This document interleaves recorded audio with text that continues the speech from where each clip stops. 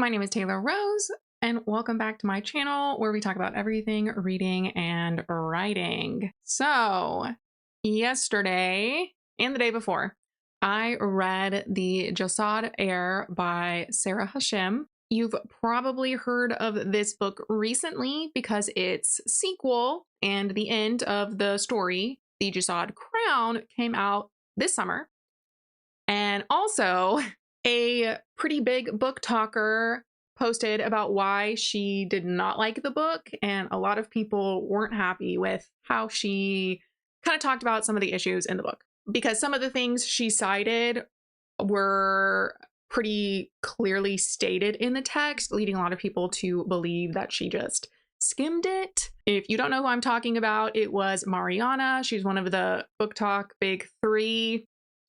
They're just a group of three friends who have like around 500,000 followers each.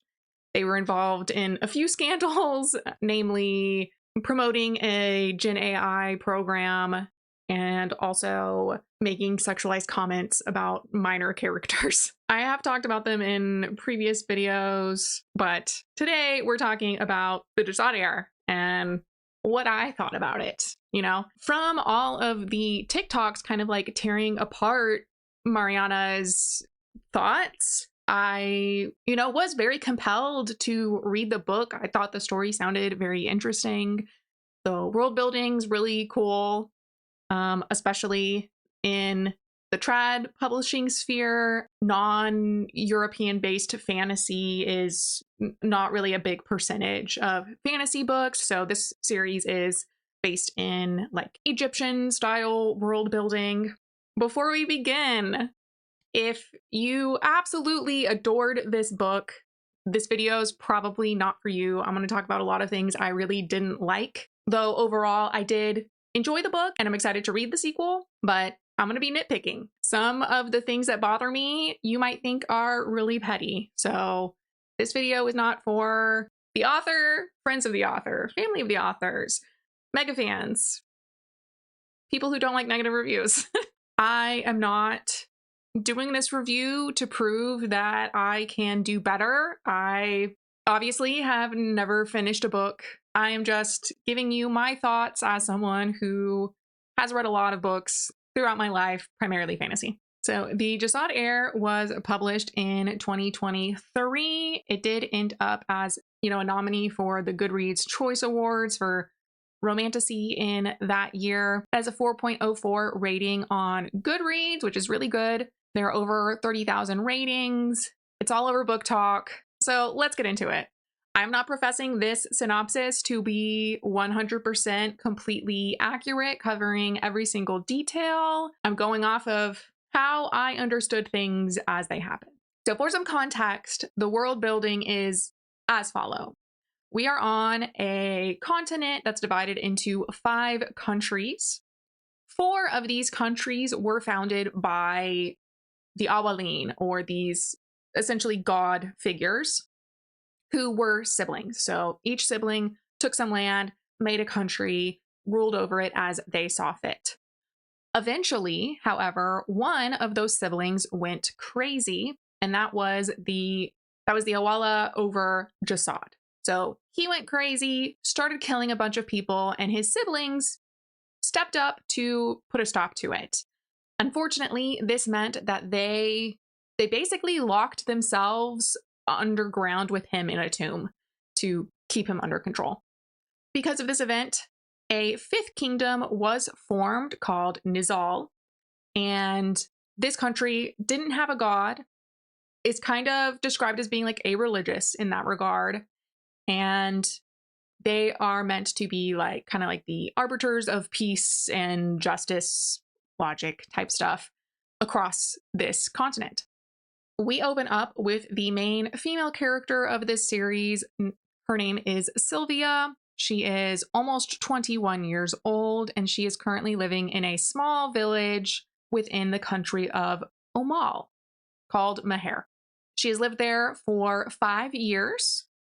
And the 5 years before that, she was living in the woods because 10 years before the current storyline, Jasad, her home country, was destroyed in basically this huge massacre. The other countries plotted against Jasad to get rid of all of them, kill them off. So the entire royal family died, and Jasadis, who have fled this decimated land, are now being persecuted for possessing magic. Jasad is the only country whose magic has survived through the centuries after the Awalin, went into their tomb. Everyone else, the people without magic, are killing anyone they find who is a Jasadi. Sylvia, we learn very quickly that Sylvia is actually the heir to the Jasadi throne. She is the granddaughter of the Malik and Malika, so the king and queen, who died during that massacre. And she was whisked away into the woods, where she was tortured for 5 years by her country's military commander. But after 5 years, she escaped, made it to Mahare, where she has settled down and kind of established herself. She has an apprenticeship with the local apothecary. She lives in kind of like this orphanage type situation where she reluctantly sort of, has built some relationships. And Sylvia's real name is Isaiah. I might not be pronouncing that correctly. Essiya. Isaiah. Anyways, so the book opens with Sylvia hunting for frogs outside of her village. This is for her apprenticeship, so she's collecting them for her boss, the apothecary Rory. And already this first chapter I really didn't like. I understood why it was there to set some things up, but I honestly just felt like what was happening was only to set things up, and it was just really convenient. So she's collecting these frogs. She reflects on the forest that she's hunting next to, because the trees at a certain point are marked with a raven. So the signature animal of Nizal, and you're not allowed to pass those raven trees. They make a border. Once you pass that line, you can be executed on sight. It's kind of like, the King's Forest type situation. And so she kind of reflects on this, and then it's not really clear. She catches one frog, and then it jumps to her going home after saying she needs to collect 10 frogs. So I guess the implication is she did collect these 10 frogs. And this is a repeating issue I have in the story. Generally, when this type of time skip happens, there's a space, like an extra space, visually demarcating these two scenes. But this book never does that. So I just felt like I was constantly having to second guess, like, oh, was there a time jump? Or was there not a time jump? I don't know. Did we just glaze over some actions? Yeah, it was I felt like it was a lot of guesswork. So she heads home to Rory's shop, gives him the frogs. He tells her to go home. She decides to swing through what are essentially the slums of the village, the Vagrants Road, where she reveals that using Rory's name, she has basically been scamming people with fake medicine. Again, I guess fake, like placebos, not really like that efficacious of medicine, but she helps this woman and her mother get some coins from this person, and then decides to go home to the orphanage for real. As she's walking home, she runs into a soldier who immediately starts, interrogating her, like, who are you? Where did you come from? Where are you going? And he takes her excuse that, oh, I was just over there helping these people. We can go ask them if you want. And he tells her to go home. So she goes home. I wasn't confused by this, but I felt like we were missing information. I know a lot of people complain now that many books kind of handhold you and treat you like you're stupid by like really explaining things. But there's a fine balance between expecting people to pick up things from context clues and then not providing those context clues. Like I can assume that she is scamming these people for money that she is then using for her go bag that we're going to talk about in a minute. But she never establishes that. She doesn't have any thoughts at all about how she's filling this go bag. She just talks about how she sells all of her belongings because she doesn't want to be attached to anything. There's no reflection from the character at all about why she's doing any of these things. She's just like, oh, I have a job to do. Okay, I'm going home. I think this would have benefited from the character being a little more introspective. She never really thinks about herself. She continues home to the orphanage where luckily everyone has gone to bed because it's her fake birthday and she doesn't want people to like pay attention to her. She goes to her room where she finds that there are people inside.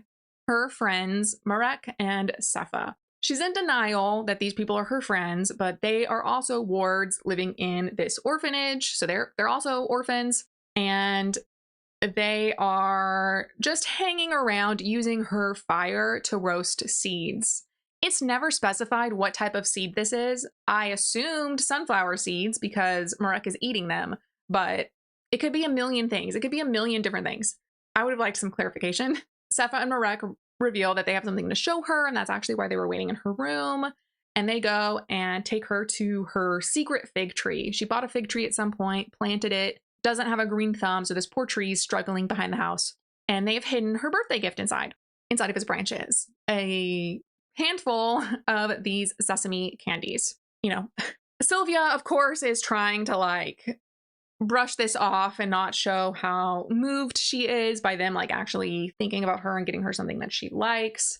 So they go back indoors and she is just thinking about how she was planning on going into the woods to refill her go bag, but now that Sefa and Marek are here in her room, she has to wait until they go to sleep. The next chapter starts with Sefa and Marek have fallen asleep, so Sylvia is sneaking out of the orphanage to go into the woods to fill her go bag.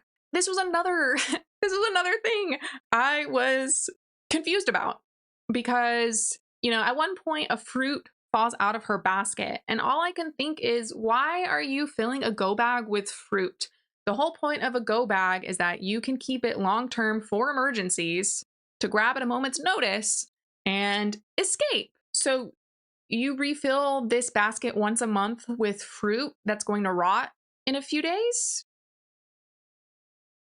And she brings the sesame candy and thinks, oh, it's so stupid for me to put candy in the go bag because can you imagine me snacking away on a sweet treat while people are dead? But honestly, in this situation, the candy is probably a much better option than the fruit. It won't rot. It'll last a long time. It's good for a burst of energy if it's not the most nutritious. I didn't get it. So she's sneaking through town, dodging guards, going to the woods where she just crosses through the Raven barrier with no issue. I felt like we probably could have gotten rid of her reminiscing about this at the beginning and used this scene to reinforce, like maybe she pauses before she goes in and thinks like, oh man, I'm entering the King's Woods or whatever. But instead we have this scene where she seems so reluctant to cross through and thinks like, oh, it's not worth it to be brave. And then here she is just like sweeping by them without a second thought. Didn't love it. So she's going into the woods trying to find her go bag place when she drops the sesame candy after stepping into a muddy puddle with her sandaled foot. And as she's picking up the candy, a guard shows up, the one who ran into her earlier. He has been tailing her because he's suspicious.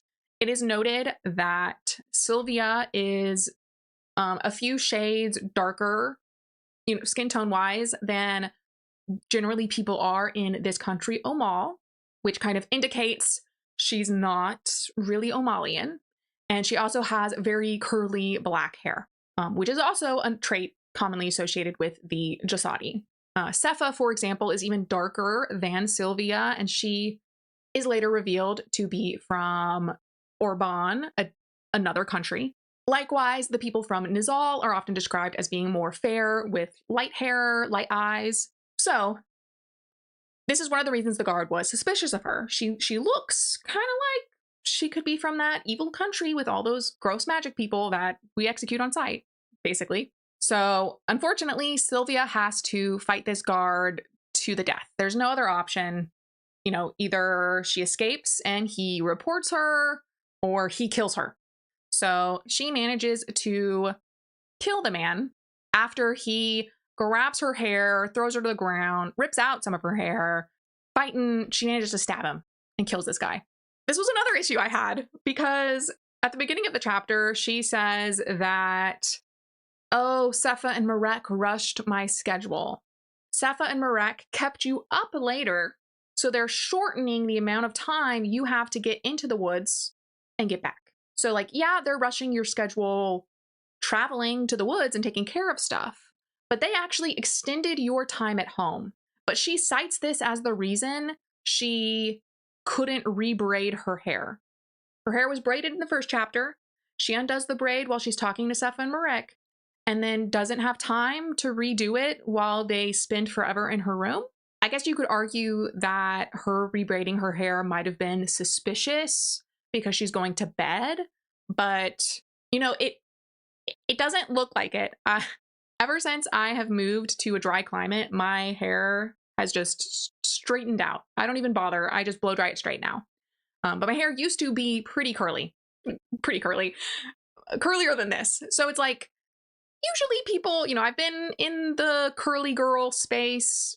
Usually people braid their hair before they go to sleep, or they tie their hair up or something to keep their hair out of the way to help keep it from tangling and preserve some of the curl pattern.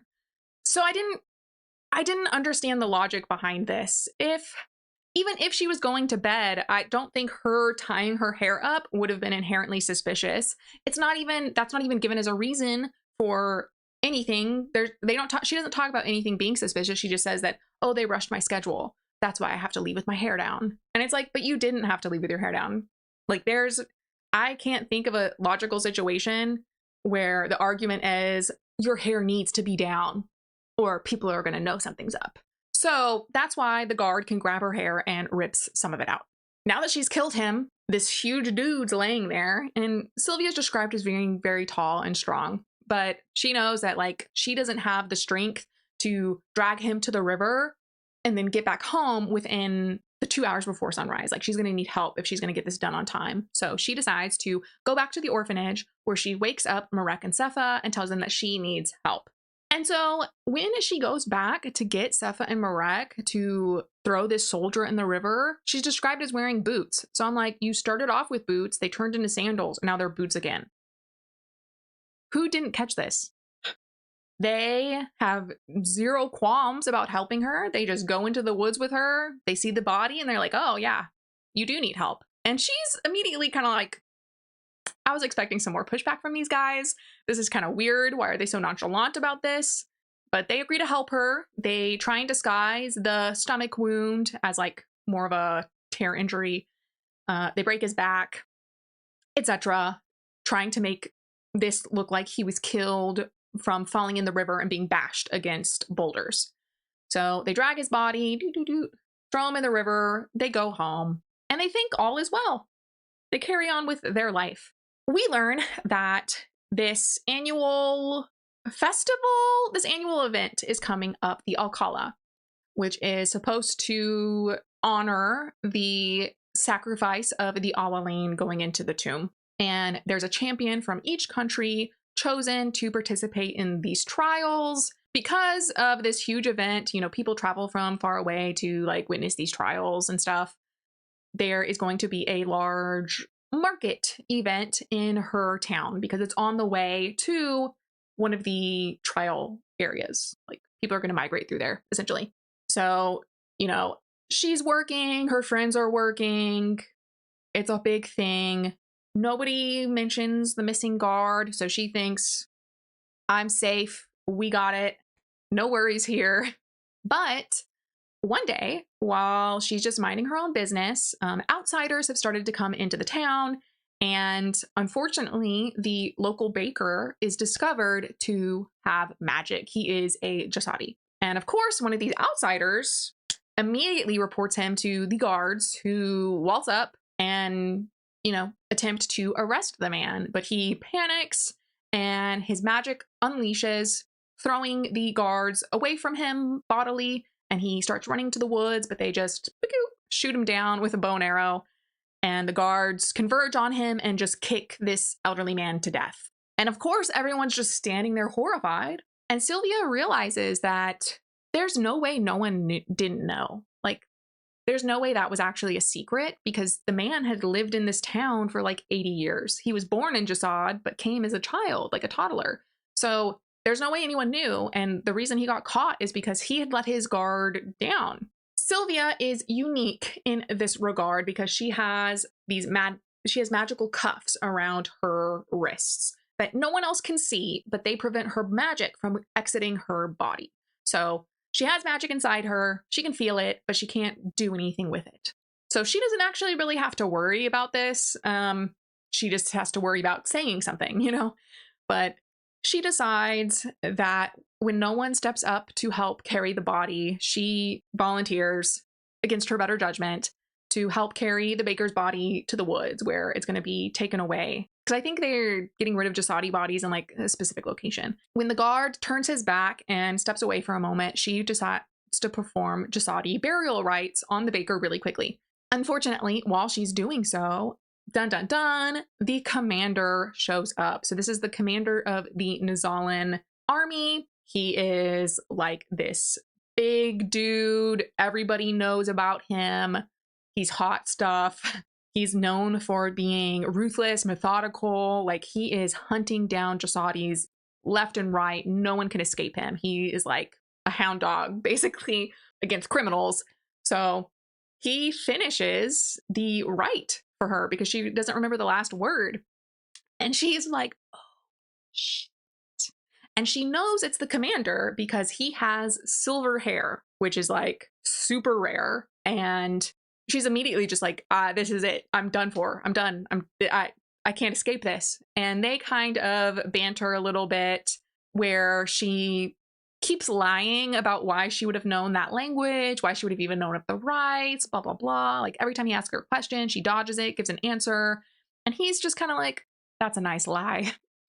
And she, is basically just like, well, you can't prove anything otherwise. So bye. They escort her back into town. She is just like, what am I going to do? Like, I should just leave. This is why I have my go back. But for some reason, she's just like, I can't. Like, I have to help them. Like, I can't leave Sepha and Marek now. If the guard thing gets found, like, they could be implicated. Poor Rory, my elderly mentor, needs help. So she decides to stay. The like market festival place continues, but she keeps running into Aaron, the commander. And he basically just keeps hinting like, I know what you are. I know you killed a man. And she's just like, how is he figuring this shit out? Like, he finds the sesame candy she dropped and is like, oh, this is yours. She's like, I'm not the only one who loves sesame candy. That accusation is unfounded. So they just keep going back and forth. And so I loved their banter. I thought their banter was the best part. Unfortunately, it is ruined somewhat by the fact that almost every time Sylvia sees this man, she just keeps thinking about how beautiful he is. Girl, he is like the most renowned hunter of your people. And like, yeah, I know at this point, she's not feeling very connected to the Jasadi people. She's like, I'm just a runaway. I have nothing. What am I supposed to do for these people? Like, I can't even do anything for myself, which is totally valid. But he's still like the number one killer of your people. Like, yeah, he's nice about it and that he makes sure they're not hurt and takes them to trial, but it's a 100% guilty verdict rate. Like, he is essentially escorting them to the guillotine and being like, but I did it ethically. Like, why do you think he's so hot? Why do you think he's so hot? I just was flabbergasted by this whole thing. So finally, one day, like the big day of the market, Sylvia goes to work with Rory, but he lets her go off for a little bit, and she finds one of the orphans that she's closer to, this little 10-year-old girl who's in charge of like chairs for all the stalls and stuff.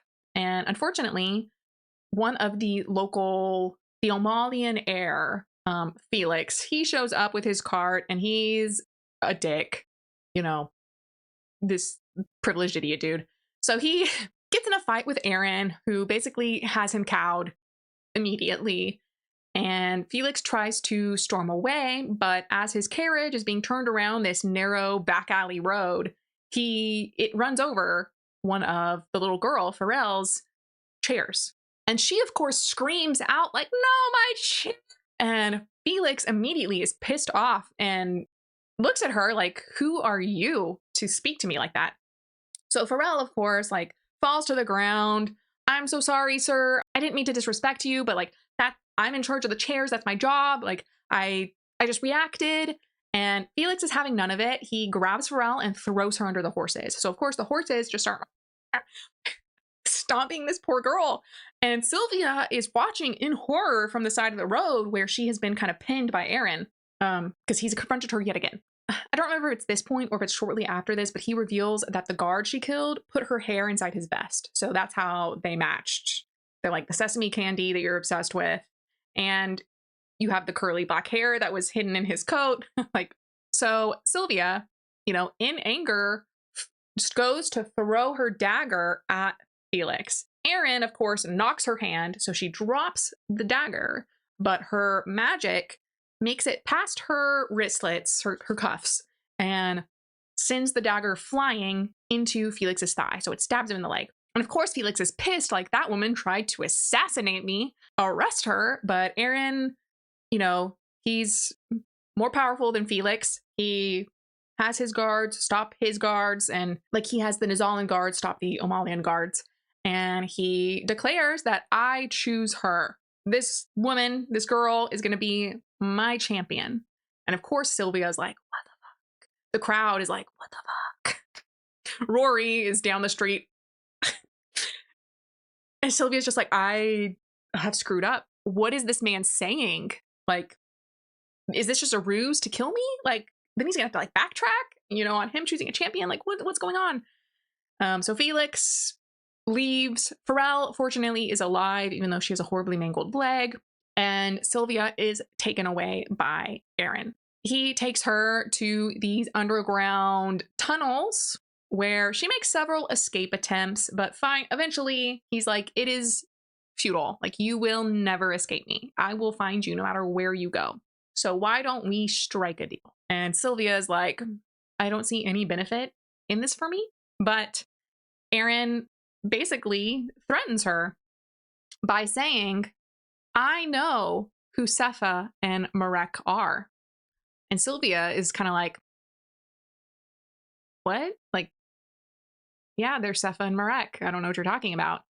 And Aaron reveals that Sepha and Marek are actually fugitives from Nizal because they attempted to kill Sepha's stepfather, the High Chancellor. So they have their real names, I think, are Soraya and Caleb. But, they ran away after trying to kill this dude, stealing a bunch of his stuff, and they've been on the run ever since. So he says, "I can go arrest them right now. I can send them back to Nizal for trial. But we both know they're not going to win that trial, and they'll probably be executed. So if you fight as my champion, if you win the trials, the Alcala, I will let you go. You will have freedom. You'll have guards for the rest of your life. You're going to get a ton of money. You can do whatever you want. And I'll let Sepha and Marek go. But if you don't do any of this, they're on the next carriage ride to the trial, the court system." And so Sylvia gives up and she's like, "Fine, I'll do it, whatever." Editing Taylor here. So I realized while rewatching this that I kind of forgot one or two major plot points. So essentially, while Sylvia is in this training montage period, she does get attacked by somebody who makes her hallucinate Hanim's dead body.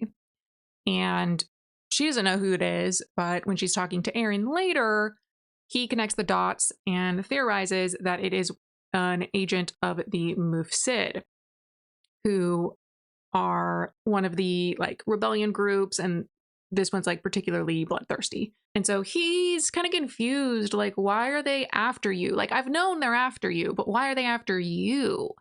And of course, Sylvia's not telling him that she's the Jasad heir, but this is when they establish their plan, which is to have Sylvia go through the trials, the Alcala, to become the champion and lure both of these rebel groups in. So, of course, Sylvia's kind of conflicted because she's like, they're still Jasadi, even if one of these groups has this really horrible reputation for murdering people who don't want to join them. But yeah, I just wanted it to be clear that, like, from the beginning, this has been their plan. So when I talk about it later, it's not a surprise or anything. Really, though, at this point, Sylvia's doing it A, for her own freedom, B, for Sepha and Marek's safety. Time goes on, and we get to know Aaron's main guards. There's Rin, Jeru, Wes, and Vaughn. Vaughn is revealed to be essentially Aaron's childhood friend. They've been together like their whole lives. They're super close. Vaughn is obsessed with Aaron. And Sylvia kind of like thinks it's ironic. It's kind of how Marek is obsessed with Sepha. Like, he would do anything for her. She's his whole life, even though they're not like in a relationship. And Vaughn, of course, doesn't like Sylvia at all. He just is antagonizing her constantly. She's like trying to go on a walk. She wants to walk a lot before she goes to sleep. So she's trying to walk around the tunnels, and he tries to send her back to her room, even though she's allowed to be walking around. And he just like keeps antagonizing her until she lashes out because he grabs her and like she doesn't like being touched at all. So, you know, he gets in trouble with Aaron repeatedly because he's like pushing things too far. And Aaron is like, you know, this shit's against the rules. Like, what? Leave her alone. She's my champion. We're executing a plan, dude. He doesn't say it like that, obviously, but we learn more about Wes and Jeru, and like it's revealed that, oh, actually Aaron's not that bad because he implemented like a payment system for the draft, and he lets the poor people who need to support their family not get conscripted and blah, blah, blah. I guess, like, yeah, he's objectively better than any other option. I don't know. I just feel like it's weird to like convince me this guy's okay when he's killing your marginalized people. But one day, while Aaron is out, Sylvia goes to the river with two of the guards. One of them steps away to investigate something, and so she's in the river messing around, doing whatever. Well, she's doing something like training related, but she gets hit by a mud ball, falls into the river, and gets washed downstream. So of course, the guard that's left, Wes or Jeru, is like, what the fuck? Sylvia ends up washing up on the shore later, where, guess who's there? Marek and Sepha. And they're like, hey, we've been looking for you for the last month and a half-ish. Like, ever since you were taken away, like, let's go. We have bags ready. We're on the run. We're used to this. We got you, girl. And Sylvia, of course, is like, no, I can't go with you. And they don't understand, like, why can't you go with us? Like, you've been captured. You don't want to be champion. And Sylvia has to be like, well, actually, I kind of do want to be champion. Also, I have my reasons. And while they're arguing, of course, the guards show up and arrest all of them. Well, arrest Sepha and Marek. And yeah, Aaron, of course, is like, fine, we can do this the hard way. I can keep him in jail this whole time. We're going to ship him away back to Nizal. But Sepha and Marek are like, we will die. If you send us back, we will die immediately. We can't go there. And so Sylvia like begs Aaron, like, don't send them. I will only cooperate with you if you keep them here, so I know they're safe. And so Aaron is finally like, fine, this is the last time I'm giving you any favors, and you better remember it. So they take Sepha and Marek to the tunnels where they are locked up in a room. And Sylvia goes to visit them and is basically like, hey, Soraya and Caleb, when were you going to tell me about that? Which she doesn't tell them her truth at all. But of course, they're like, how in the world did you know that? And she's like, Aaron knew all of this already. He just never stepped up to grab you guys. Yeah, basically, they corroborate Aaron's story that they did try to kill the High Chancellor and robbed him and ran away. But this was because Marek tells Sylvia in confidence the High Chancellor's a pedophile, and he was taking advantage of poor Sepha, Soraya, as a child. So obviously what they did was justified. They weren't just like trying to steal his money or something. But Sylvia tells them like, he's promised to keep you safe if I win. So I have to do this. I have to do this. They continue training. Vaughn is not happy about this at all, but Aaron has realized that both times Sylvia's magic is activated, it has been in protection of someone she cares about. So the first time was Pharrell. This next time was Sepha and Marek on the riverbed, or like on the riverside when they were captured. So he starts kind of experimenting by like tormenting these two. And that makes it sound bad. Essentially, Marek makes a joke like, oh, you're having a lover's spat. And Aaron is really touchy about the subject. So he throws a knife at Sepha. And Sylvia manages to stop the knife with her magic. And is just kind of like, what's wrong with you? We learn about why he does this later. And I will say, like, at the beginning, this whole cuff thing, pretty well defined. But as the story goes on, the magic always does what she wants it to when it's convenient. Like when it needs to in the plot, it does. So there's nothing bad ever happens because her magic always manages to step in. And I think this was a really big disservice to the story. I also think it was just poorly defined what exactly these cuffs are doing. Like, yeah, they're stopping the magic from going in her body. And when she tries to use her magic, they tighten and burn. So how is magic getting out? Are they overloading and then leaking? Is that damaging the cuffs? Apparently not. They're totally fine. They still do what they're supposed to do. It just, I don't know. There needed to have been some tragedy she doesn't solve with magic. But pretty much every tragedy is out of her hands or she stops it with magic. I think there needed to have been better defined rules about the cuffs. It made me think that the author didn't even think about it really. So they keep training and eventually Vaughn breaks. He asks Sylvia to duel or spar. They start battling each other and she goads him on, you know, seeing that he's like really sensitive about talking about Aaron. And she makes Vaughn so angry, he just starts pummeling her. In her rage, she pushes him off and just like bursts into flames from her magic. And this is what I'm talking about. She can never use her magic when she wants to, except when she wants to. Does that make sense? So Aaron is there, of course, like, yeah, that was out of line. Vaughn, you're out. Peace. Goodbye. Go back to the house. Go back home to Nizal. And Sylvia's shocked by this, but, you know, kind of is like, accepts it. So one day during her training, Sylvia returns to the river with the guards when all of a sudden, one of the guard that's with her is like drugged into the river and he can't escape. He's being held magically down into the water. And so Sylvia is confronted by this woman who reveals that she's part of the Mufsid. And they are essentially this group known for kidnapping Jasadis and killing the ones who refuse to join their side. Aaron later explains that there are kind of like two main groups of Jasadi that he's been hunting down. The Mufsid, who are the like ones that are killing people, and then the Urabi, who spirit away Jasadi, but don't seem to be killing them if they don't want to like join the rebellion, basically.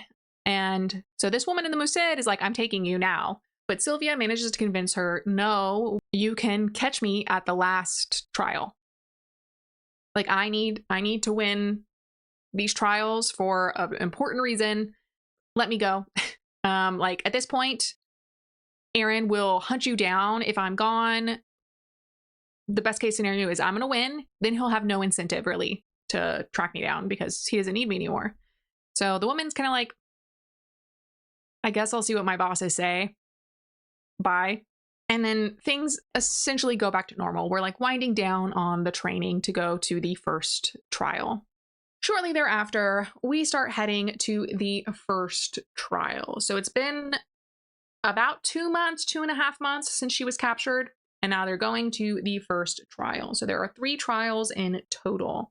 And this first one happens in a poisoned monster forest that was created by their god. The Orbanian Awala, their god, had made this forest during one of the many wars between the gods, and her magic just like corrupted the land.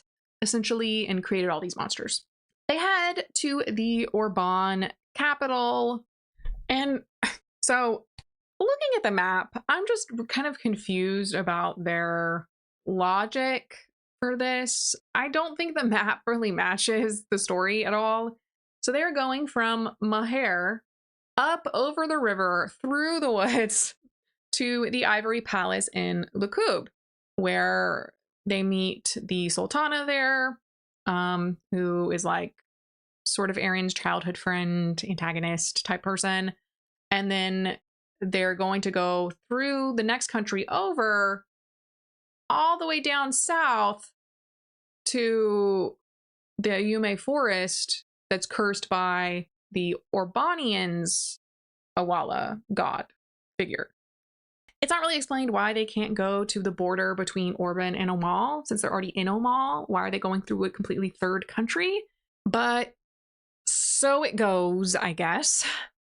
So at this point, we're at chapter 20, 21-ish, and they travel through Lakub to their royal palace, the Ivory Palace, and they kind of see that like these rulers aren't very great. The Sultana tortures people, traders, etc., by putting them in these holes in the ground where they can't even lay down. They stand there until they die.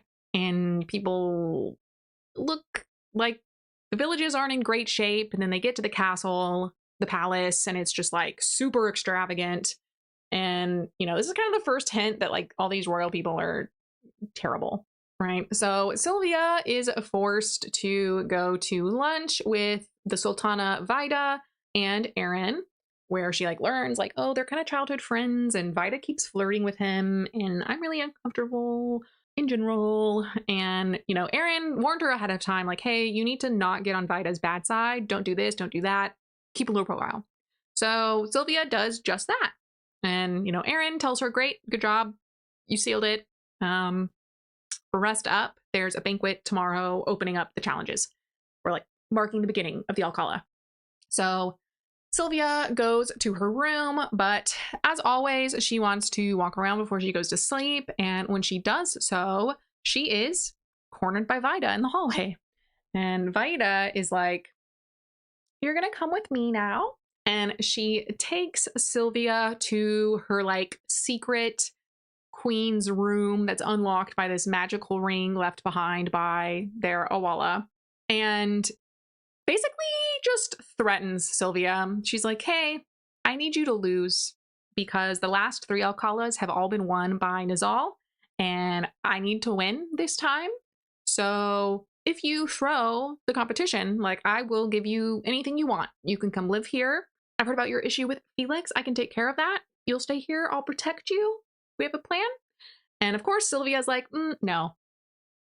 Randomly, Vida goes off on this tangent about how passionate Aaron is, and like when he's in love, he's obsessed, which I thought was like a really weird tangent. And so Sylvia goes back to her rooms and she immediately goes to Aaron and she's like, hey, this just happened. So Aaron basically tells Sylvia, our best case scenario is if her champion dies during the trial, so he can't go back, can't kill you in the next trial, you need to make it look like an accident. Something that Vida can't ostensibly get revenge for, even though like she's gonna know it was you, but for reasonable doubt. And so Sylvia's like, well, yeah, I guess I'll do it. So they have the banquet and things are going well. Sylvia eventually gets tired and chooses to go back to her room, but she refuses to take a guard because she doesn't want anyone to notice she's left. And she goes back to her room and she's like trying to get out of her dress when a maid knocks, and she lets the maid in, and the maid reveals that she's actually a woman named Soraya, who was essentially Sylvia, Isaya's lady's maid type thing when she was growing up in Jasad. She would like sneak her special treats, help her get out of trouble, took care of her. Sylvia's shocked. She's like, I had no idea you were alive. Like, I thought everyone died but me. And Soraya's just like, no, I didn't die. And she stabs Sylvia in the chest. Sylvia, of course, is like, what? So she's holding the knife in so she doesn't bleed out. And she's just like, what's wrong with you? Like, why are you doing this? And Soraya's like, sorry, but the Mufsid want you. And we just learned a little bit earlier. So Soraya reveals that she has actually been part of the Mufsid since Jasad was still around. Like, she had been part of their rebellion against the Malik and Malika, the king and queen of Jasad. Yeah, since Sylvia was a child. And Sylvia's just so confused. Like, I thought you loved me. Like, I basically thought of you kind of as a mom. Like, what do you mean? And Soraya says, if I could spare you, I would. But you are everything that's wrong with Jasad. You're going to be just like your grandparents, who were horrible people. And Sylvia, of course, is like, my grandparents were great. I don't know what you're talking about. And Soraya's like, no, they killed a bunch of people. They took advantage of the civilians. They let us suffer and starve while you lived in opulence.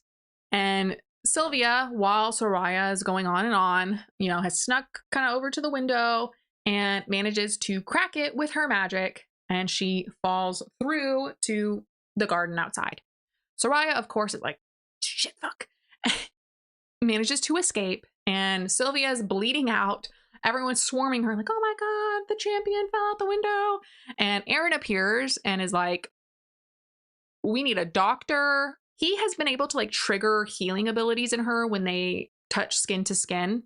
And this is because he can sense magic. That's why he's so good at hunting down the Jasadi. And he detects it by touching people. So touching her and her magic can't escape because of the cuff. It's like forcing the magic to fix her, basically. So he's like, we have to get her away so I can like save her life. But Sylvia just keeps telling him like, Soraya, she's escaping. And he clicks. He knows exactly what she's talking about because we learned just a little bit before this that Aaron has this huge scar because when he was 16, someone tried to assassinate him. One of the guards had revealed to Sylvia, like, oh, yeah, it was like his girlfriend, but he managed to live and she was magicked out of prison. So, like, by telling him, Soraya, it was Soraya, he's like, shit nuggets, I have to go hunt this woman down. So he rides off on his horse, tracing Soraya, but she disappears into a festival and he stops. And so one of his guards catches up and is like, what's the plan? Like, where do you need me to go so we can head her off? And Aaron is just like, we're turning around. The guard is shocked. Like, what do you mean? Like, you've been hunting her specifically for a decade. Like, we're going back? And he's like, yeah, I can't catch her. That's a lie. We need to go back to Sylvia. And so the guard is like,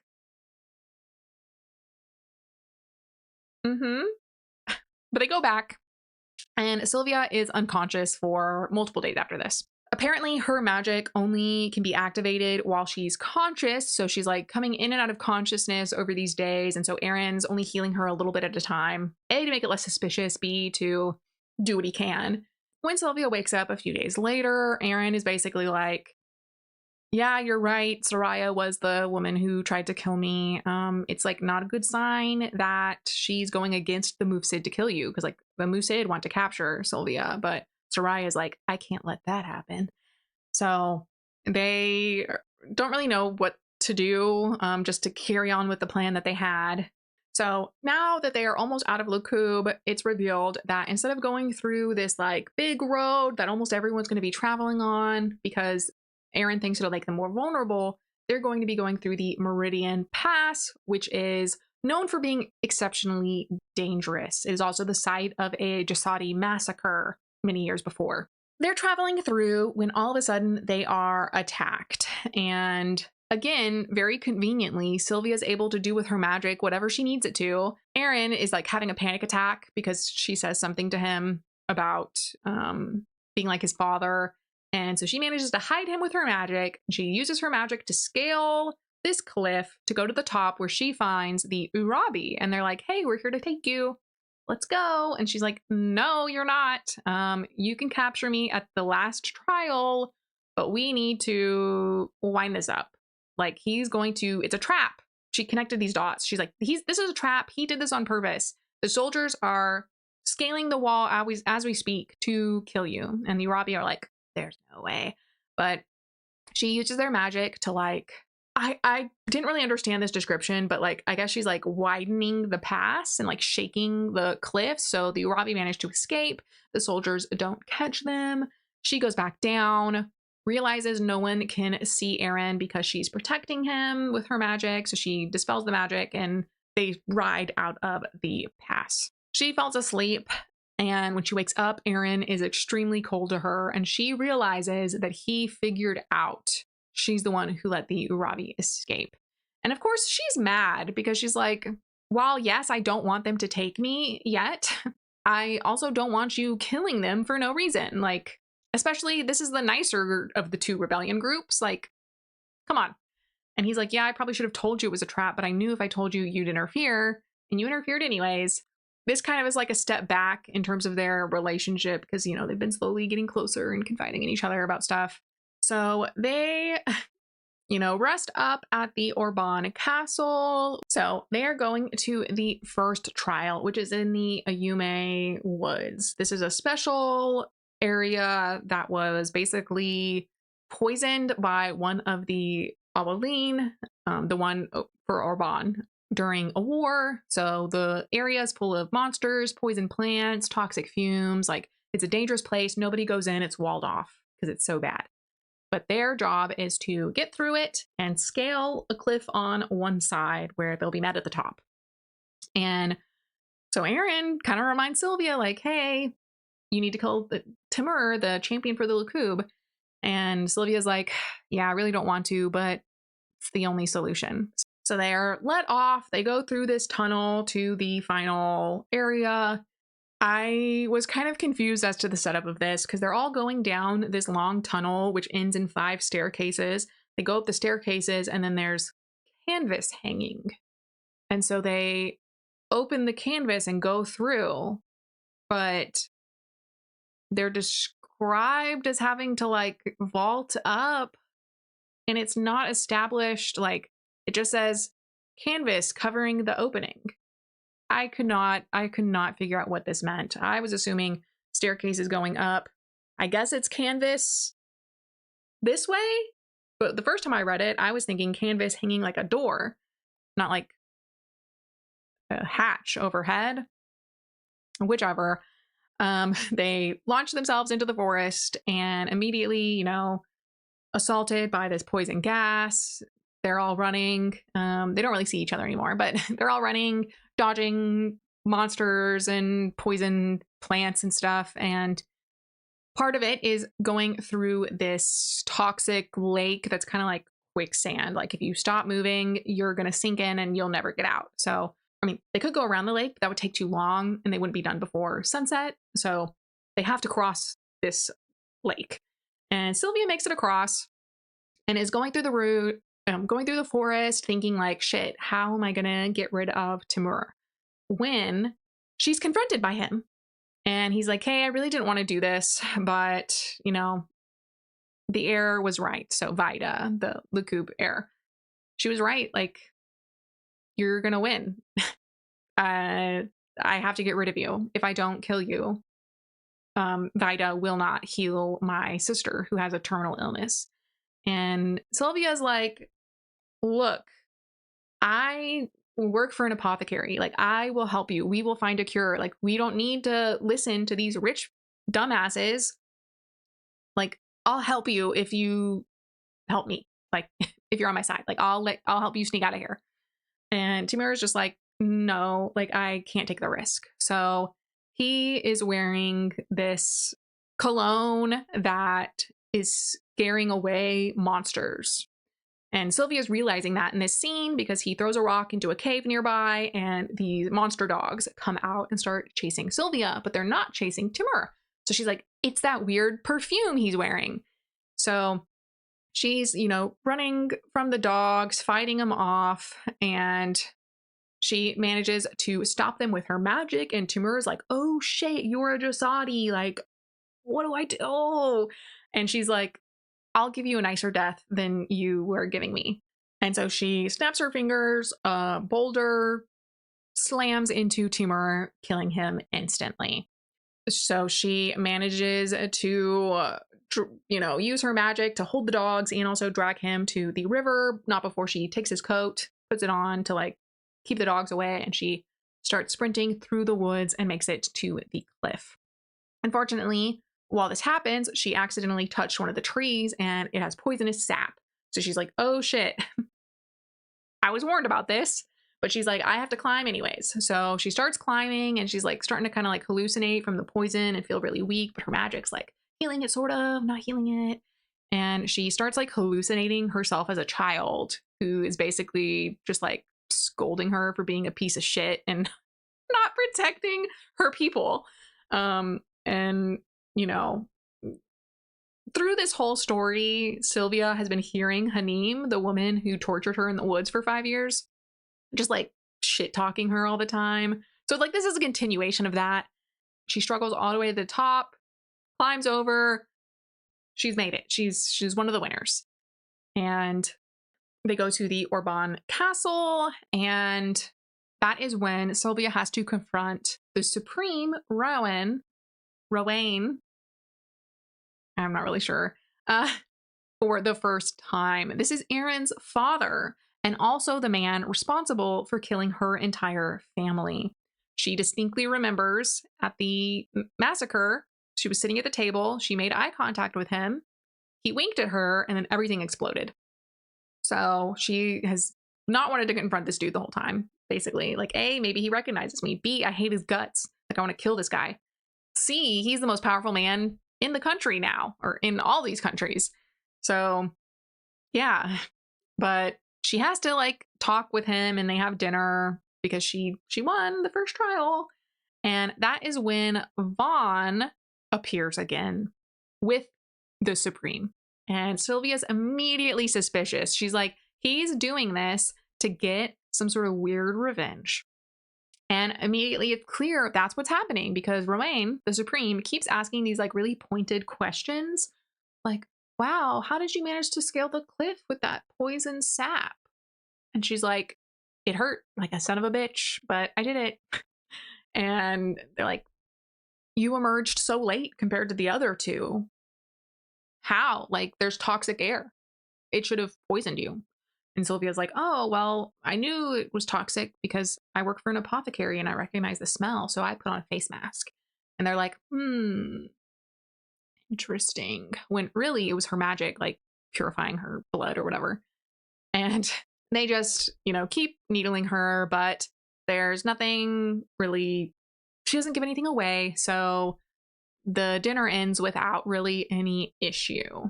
So they go to bed after this meal. They're like taken to their rooms.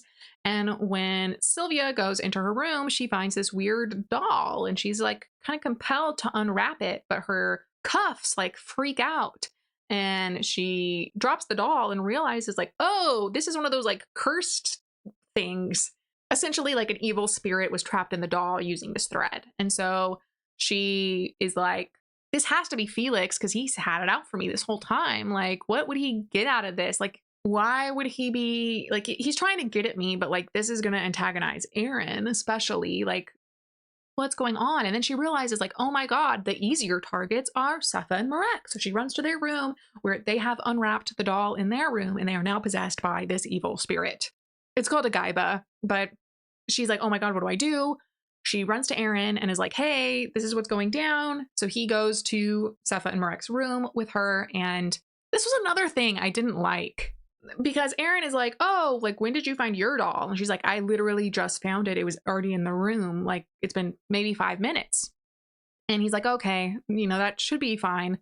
But she asks him, like, Marek's shoulders snapped back and I shrieked, how do we get it out? He snatched the twine from Marek's grip. Tie this around the doll. Tying the cursed twine around the doll would flip the doll's compulsion, drawing the Gaiba out of its host. I wrapped the twine from the top to bottom of the doll.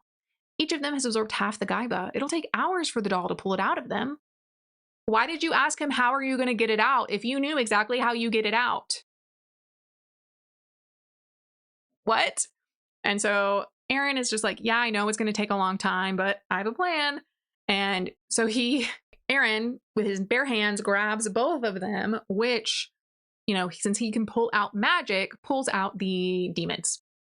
And so the demon comes back together and goes into Aaron, but Aaron, because he's so mentally strong, manages to fight this off, and it exits his body pretty quickly back into the doll. Sylvia's like, what in the world was that? Like, are you psycho? Like, that could have killed you. And he's like, no, I had good confidence that like I'd be able to fight it off. So I just made a calculation. And she's like, you're insane. Like, that is insane. That's so crazy. Don't do stuff like that. Sylvia's like, it had to have been Felix. Like, what are we going to do? And Aaron's like, don't worry about it.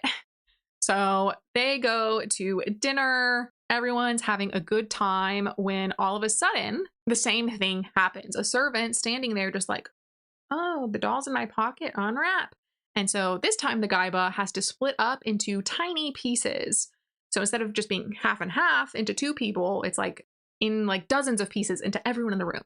So this makes it very easy for Aaron, of course, to fight it off. And while this is happening, Sylvia, because she's cooked up a little plan with Sepha to steal Vida's ring to like extort Vida. I didn't really understand their motivation for this, but that's what they've decided to do. They're going to steal Vida's ring, the one that got them into like the queen vault that was evil and scared Sylvia. So while everyone's possessed, Sylvia runs over to Vida, but doesn't see the ring. So she goes back to her seat, and then Aaron, you know, comes back to consciousness and is like, I saw something, but I'm not going to say anything. He goes over to the servant, wraps the doll, saves everybody. And of course, Felix and Vida immediately start going at each other's throats. Vida's like, I sent it to you in a stone box with explicit instructions, and you gave it to a dumb servant. And Felix is like, that is not who I gave it to. And they're like yelling at each other. And Aaron's like, oh, I didn't know magic was such a problem in your countries. Do you need me to come exterminate it? Find out where this all came from? And they're like, oh, no, of course not. Because obviously, like, they're the guilty ones in this situation. The next night is when Sepha and Sylvia have decided to finally, like, go into Vida's room to find her ring. They use Marek to, like, distract the female guard because he's so handsome. Women are falling all over him. They go into the room. They can't find the ring when they hear someone coming. So they hide in the wardrobes. And guess who comes in? Vida, super drunk, with Aaron. And so Sylvia is, like, peeking out of the wardrobe, like, what the fuck? Why is he with her? When Aaron kind of knocks Vida unconscious, puts her in the bed, finds the ring in the back of the wardrobe, and he makes a mold of it. Note, we never find out what this is for. I'm assuming it's in the second book. But he puts the ring back, looks around kind of suspiciously, and then he leaves.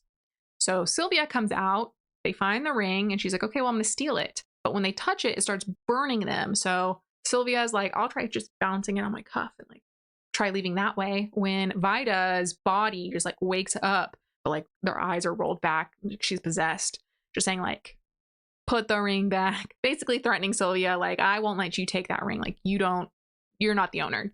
And of course, Sylvia's like, oh, okay, there you go. Sorry.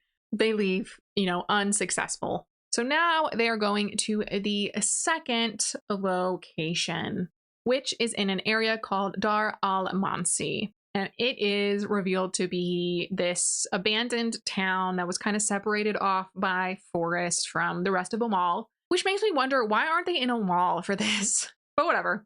The town was taken over by Jasadi refugees at one point who were living there in secret, but the secret got out. And when soldiers came to arrest/execute all of them, the Jasadi in the town chose to just use their magic and destroy the town themselves. The town is full of these like possessed trees, and there are all these monsters, and the champion's job is to kill 3 monsters, make it to the other side of Dar al-Mansi, and show their 3 trophies. Doing the challenge, they're dropped off at different points so they don't run into each other. And Sylvia immediately, starts fighting stuff. She fights this like shape-shifting demon that like basically just like says like, ooh, you're delicious, like so is everyone here, but you'd be an even better meal because these were just like normal people. And I loved being in Jasad because like eating your grandparents was great. And she's like, what the fuck? So she kills him. She kills another monster when she's confronted by a human, and it's Dawood. I'm probably not pronouncing that correctly. Dawoud. And it is kind of like it was kind of like the butler for the palace she grew up in. He was like in charge of running everything. And he was kind of, again, like a father figure to her because her mother was crazy and locked up in this tower. So she had her grandparents and then the people who took care of her. And he's just like, I can't believe you're alive. I can't believe you're alive either. Why are you here? Like, how can I help you escape? And Dawood reveals that he was actually sent here by the Supreme Rowan. And Sylvia immediately clocks that this is an attempt to corner her. If she doesn't kill Dawood, that's proof that she has at least Jasadi sympathies and or may know him. So it's like she has to kill him and use him as a trophy. But she doesn't want to do this. She's like, no, like I refuse. I will help you escape. There's this giant bird that's like released for the trial and it starts attacking them. So Sylvia is trying to fight this off.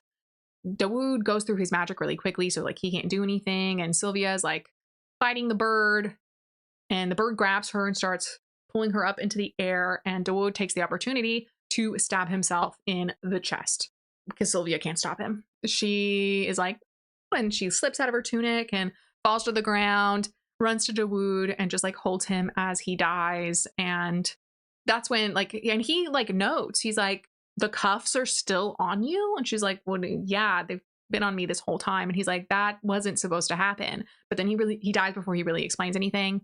And Sylvia like reluctantly picks up his body and carries him to the final point and uses him as a trophy. Everyone is kind of shocked. So like the guards that are in the know about her being a Jasadi are like, oh, shit. Meanwhile, Rowan's like, oh, I guess that proves that she's not a Jasadi, whatever. And Vaughn's there looking pissed off that she did it. And so that is the end of the second trial. Only Sylvia and the female champion from Orban have made it out.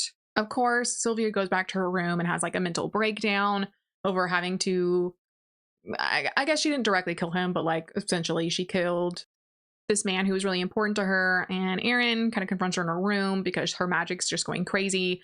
Stuff's being blown apart, and he comforts her while she cries. Touching moment. And he hides the evidence by burning, like he sets the room on fire and is basically like, oh no, we dropped a lantern.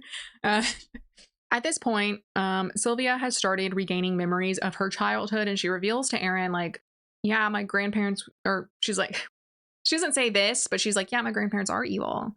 And she tells him the Malik and Malika of Jasad were magic miners. And he's like, you need to shut the fuck up because I don't want to see your tongue ripped out of your head.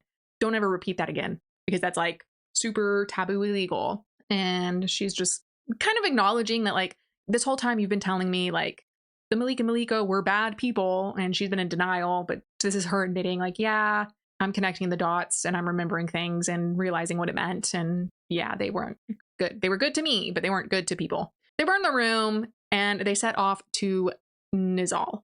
I guess they had gone from the Orban castle to Omal after the trial, even though we're going to go over the map at the end. Okay.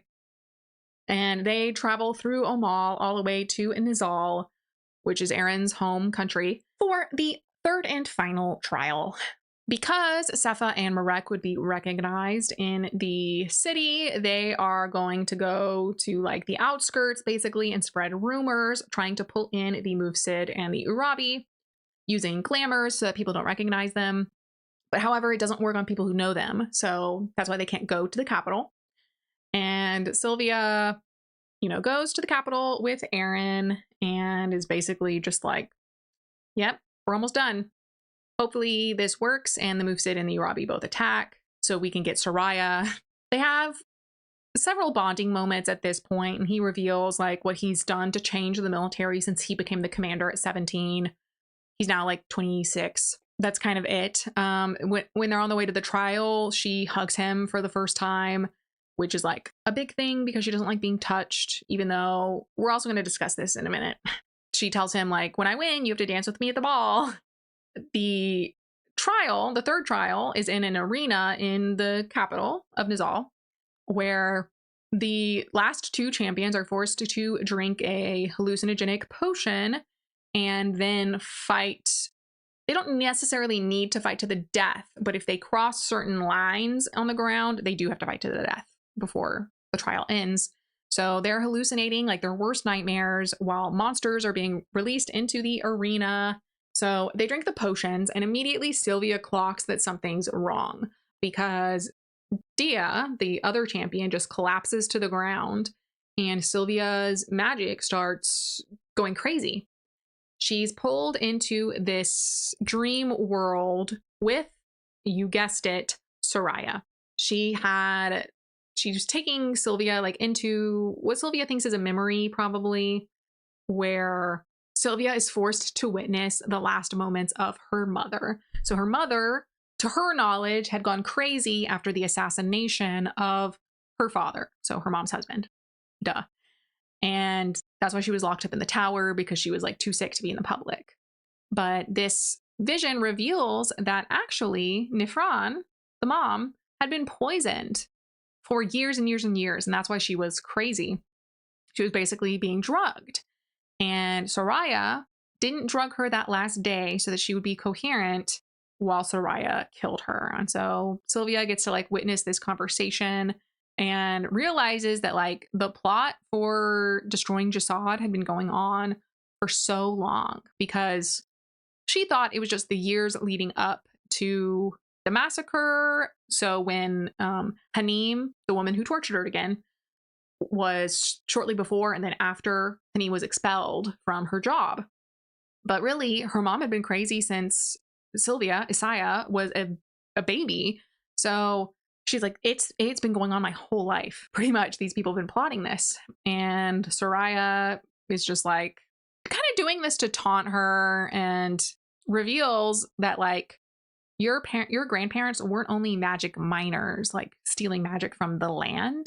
They were also mining people. And she reveals that her father, when Soraya was a child, had been killed by the Malika. Like, he joined their army, supposedly, and he came back this like weird, transparent, destroyed skeleton thing. And Soraya's like, that's when I knew like what they were doing. They were stealing magic from their people to keep everything running. Then Sylvia's pulled into like a recurring nightmare she's had with Soraya, and Soraya's like, oh shit, I can sense Aaron's coming, like I'm gonna go. But Sylvia's like, you thought, but what you didn't think about are my cuffs that trap magic in my body. You're locked in here with me. And so Soraya and her start fighting, and eventually Sylvia overpowers her and kills Soraya. So we cut to now the victor's ball. Sylvia's getting ready for the ball and kind of reflecting on what happened. At this point, the Mufsid did move in to attack. And so Aaron and his men were rounding up the Mufsid, fighting them, capturing them, etc. Then people went down to the arena to save the two champions who were being sucked into this like quicksand. Dia is now in a coma. She has not awoken. They don't think she ever will, but Sylvia did manage to awaken. And so she's the winner. She won. And she feels guilty about it because like that's kind of really underhanded, kind of cheating, really. But it is what it is. They're going to go to the victor's ball when Aaron comes to talk to her. And of course, this is like, they start making out, which is a whole thing because when he touches her, I guess he feels like he's going crazy. So he like gets filled with this bloodlust because of the magic. I'm not really sure where that's going. So they have to stop. Like, they can't go too far because he's like, this is just way too intense for me. And they go to the ball and he's like, well, this is it. You're free to go. Like, you can leave. I won't keep you here. This is it. This is what you wanted. And Sylvia's like, yeah, this is what I wanted. Why do I feel funny? they are enjoying themselves when all of a sudden there's a commotion and some guards pull in Sepha and Marek, who are under a glamour because they had arrived to get with the carriages to leave with Sylvia. But right before that happened, the carriages were sabotaged, robbed. And so the guards, of course, think it was them because they were at the scene of the crime. And so they're like, these criminals were sabotaging the carriages. And the Supreme, who's sitting up there at the top, is like, okay, yeah, take them to the jail cells. We'll figure it out. But Aaron speaks up and is like, no, they're working for me. Like that, they didn't do it. Like I assure you, like we're gonna lock down the Citadel and we're gonna find who did this. So the guards are about to let Sepha and Marek go when guess who recognizes them? The High Chancellor, so Sepha's stepfather that they almost killed. And he's like, that's those two sons of bitches that tried to kill me 10 years ago. Or maybe like 6 years ago. I don't know. And so they're like, shit. And so, of course, the Supreme's like, oh, so now they're murderers. Wind it up, take them to jail. They're going to have their trial tomorrow. This was shortly after. So while they were dancing, Sylvia actually told Aaron, she just offhandedly mentioned, oh, the High Chancellor, what a piece of shit. I hate being around guys. I hate being around people like him. And Aaron's like, what do you mean? Yeah, he's a noble dude, but seems harmless. And Sylvia's like, no, he molested Sepha. That's why they tried to kill him. And so Aaron's pissed. Why didn't you tell me this earlier? Because I would have sponsored their legal case.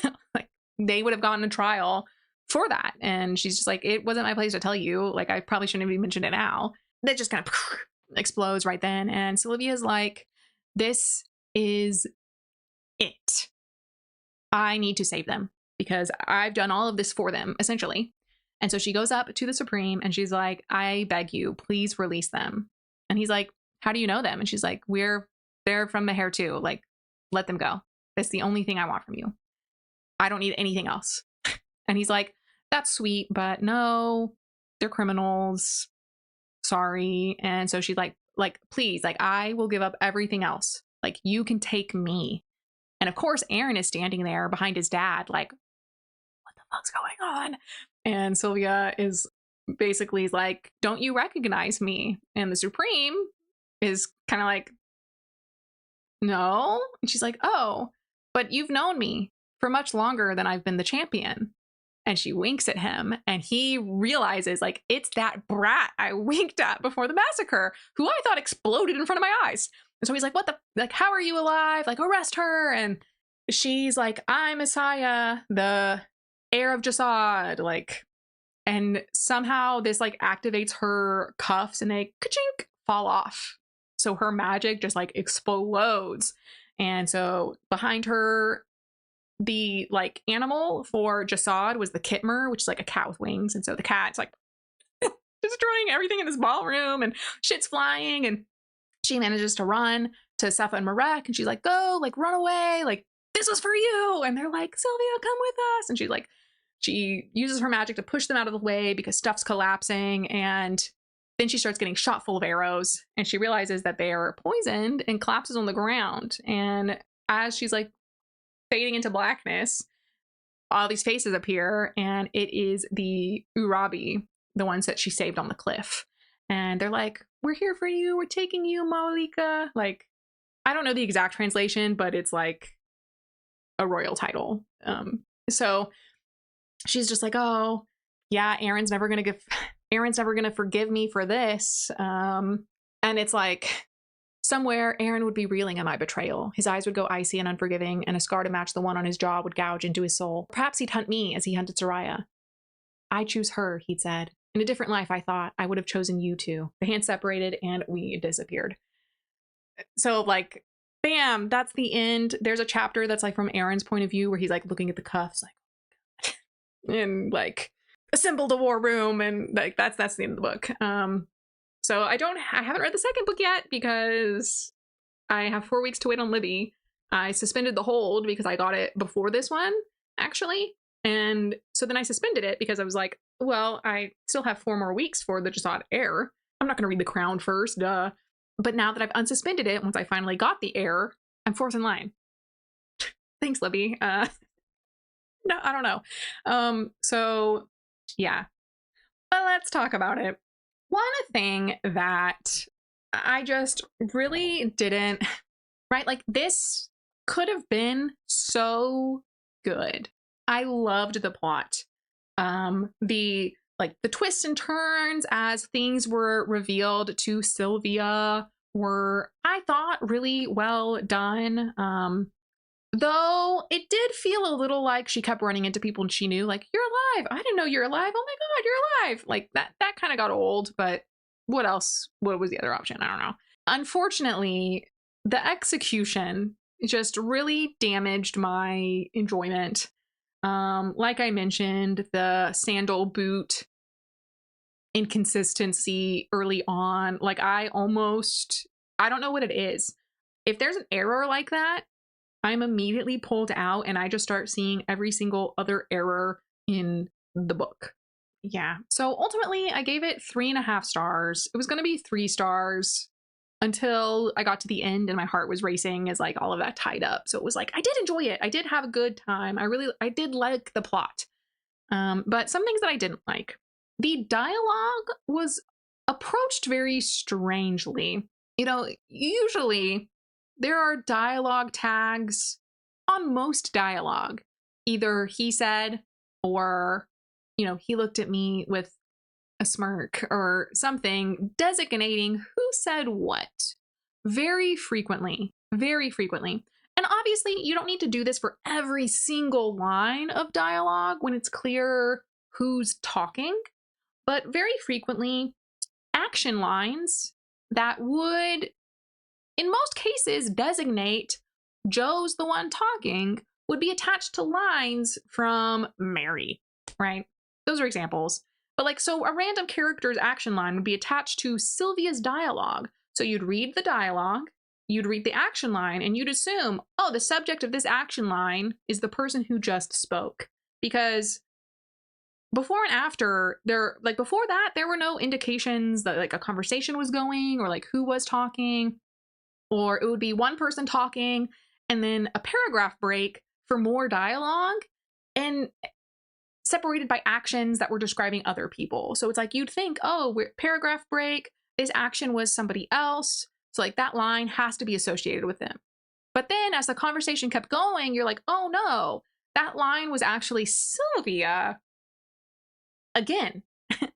And yeah, I know, like, you can make a paragraph in dialogue. The end of the paragraph just doesn't have quotation marks and the next one starts with them. But very often it would be like dialogue, action sentence, dialogue, paragraph break, action sentence, dialogue. And then the action sentences would be random people, not the person talking, or, like, from the perspective of the person talking. So it just made it very, very confusing. I often had to go back and reread conversations after I got to the end and it was revealed who was talking for me to, like, actually understand everything that was going on in the scene. If I can remember a specific example, I'll put it here. And this also gave Sylvia, like, a floating head feeling. Her dialogue compared to other characters was very frequently just orphaned. No action line, no dialogue tag, no thought attached to it. She just says something and then other people are reacting. Which, even though we're in first person POV, there should be reactions. There should be thoughts associated with dialogue from the person. Like, you don't say something and have a completely blank mind behind there most of the time, I would think. I don't. I know how my body's moving. If I say something in anger, like, I can feel the tension in my body. Like, maybe I'm gripping my little hands, or I feel like I'm growing hot. Like, all of those things would help clarify, A, Sylvia's the one talking. B, here are her feelings. And because these were so few and far in between, it just kind of felt like Sylvia was a floating head. I understood everyone else's feelings way better than I understood hers. Because also, this would kind of go into info dumps Like, instead of telling me how Sylvia's feeling, she would go into a paragraph or two giving like cultural knowledge, historical facts. And while obviously like you need that information to understand the story, that information doesn't tell me how you feel about A, that information, B, what you just said related to that information. If that makes sense. I was having to assume a lot of things, I felt. And there's that argument that writers now are treating us like we're idiots. They're just babysitting us and repeating things, over explaining, blah, blah, blah. I feel like this kind of had the opposite problem. I was forced to assume a lot of things. Like I mentioned earlier, when she's scamming the people on the Vagrants Road, it's never clarified. There are no thoughts from Sylvia about why she's doing this. I can assume it's to fill her go bag, but she doesn't connect that to her go bag at all. She just thinks, well, I've just been doing this. Got to keep it a secret from Rory. Oh no, the police. Like, I don't know. Like, if she had had some thoughts like, oh, she gave me 4 coins, like, that's enough for, 3 bunches of jerky. What a boon for my go bag or something. I don't know. But like, that just kind of happens a lot. Often also, I was pretty confused about what was going on physically. Things weren't really explained that in depth. So I mentioned that in the second trial when they go up the stairs and then it's like the tunnel ends. But it's like tunnels can end multiple ways. They can end like a cave opening. They can end like a manhole, like with the ladder going up. Like they can just be a dead end. That wasn't ever established. It's just like the tunnel ended with the 5 staircases. There's canvas covering the opening. Where's the opening? Is it above them? Is it in front of them? Maybe it's below them. I don't know. It just says that like the one guy bounded through and then Dia pulled her knees up to her chin or her chest or something. And I'm like, how? Is she hanging from something? Did she jump and pull her legs up really fast? I don't know. And then, because it's like she pulled her legs up and then drew herself through the opening. So it's like, I guess they were going up. I don't know. I don't know. And at one point, Sylvia's having a conversation with someone where she like exclaims, like she throws her arms in the air, and then there's dialogue from her, dialogue from Aaron, dialogue from her. And then it's like Aaron reaches over to grab his gloves and pull them on. His one gloved hand, so I guess he gets one glove on, covers the one gripping my knee. The one what gripping your knee? His other hand is gripping your knee and he's covering his hand? Or did your hands somehow go from flinging around in the air while you're standing to you kneeling down with your hands on your knees? Because that's never described. It's like strictly dialogue between the last description of her standing up with her arms in the air to her hand being on her knee. Supposedly. And you don't even know, like, it's like, what does that one mean? And then you go down a few more paragraphs when it talks about her hands on her knees. And it's like, I needed to know her hands were on her knees a page ago for any of the physical descriptions before this to make sense. This happened all the time. And I will say the second half of the book was better than the first half of the book. The first half of the book often would just name things or use generic adjectives. So it's like, at one point it says the stunning ceramic tile. How is it stunning? Is it shaped beautifully? Is it making an image? Is there something painted on it? Is it just like glittery or something that, took your breath away? Like, just telling me it's a stunning tile doesn't actually give me any information. Like, I need more to envision anything that's going on. Another big issue I had were all the flashbacks. Sylvia's constantly having flashbacks as she's remembering things about her childhood or associating things with memories. And they weren't integrated well. Like sometimes they'd be italicized. So it made sense. Like that's a pretty basic common way flashbacks or memories or thoughts are differentiated from the regular prose of the story. But in this case, it would just be like dialogue line, Aaron smirked, and then it would jump to dialogue line in a flashback or an action line in a flashback that's too vague to tell me it's a flashback. So I would keep reading and be like, what's going on? And then I go back and it's like, okay, we're in the room, Aaron did this, and then oh, she's thinking about a completely different time. And usually when that sort of thing happens, if you're not going to italicize it, there are like thoughts from the character bracketing the beginning and the end of these flashbacks. But that was like never done. That was never done. And only occasionally were things italicized.